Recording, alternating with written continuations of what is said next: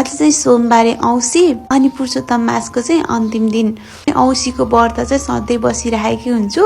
आज सोमबारे औँसी हो भन्ने पनि थाहा थियो कि मलाई। यो दिनमा चाहिँ पिपलको बोटमा गएर बालेर पानी चढाइदिने भने चाहिँ पितृहरूको आशीर्वाद मिल्छ रे भन्ने चाहिँ सुनेको थिएँ कि मैले। चाहिँ पुरुषोत्तम मासको बारेमा चाहिँ खासै केही पनि आइडिया नै थिएन। मैले चाहिँ हिजो मात्रै थाहा पाएँ कि पुरुषोत्तम मास भरि चाहिँ 33वटा दिया दान गर्ने, 33वटा मालपाउ बनाएर चाहिँ दान गर्ने, भगवानलाई भोग लाउने गर्नु हुँदो रहेछ कि।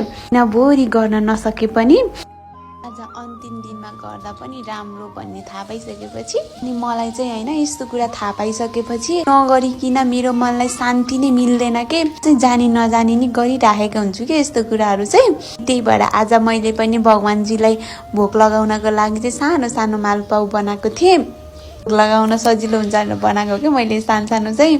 त्यो कालो चाहिँ के भएको भन्नुहुन्छ भने मैले चाहिँ यसमा नौनी तताएको थिएँ, त्यसमै पकाउँछ भनेर पकाउँदाखेरि चाहिँ यो कालो भएको क्या पुरै। भगवानजीलाई भोग लाउने चाहिँ रेडी भइसक्यो होइन। यो पनि मैले अलि ठुलो साइजमा बनाएको थिएँ। यो चाहिँ प्रसादीको रूपमा बाँड्न हुन्छ भनेर मेरो चाहिँ सबै मालपाउहरू रेडी भयो।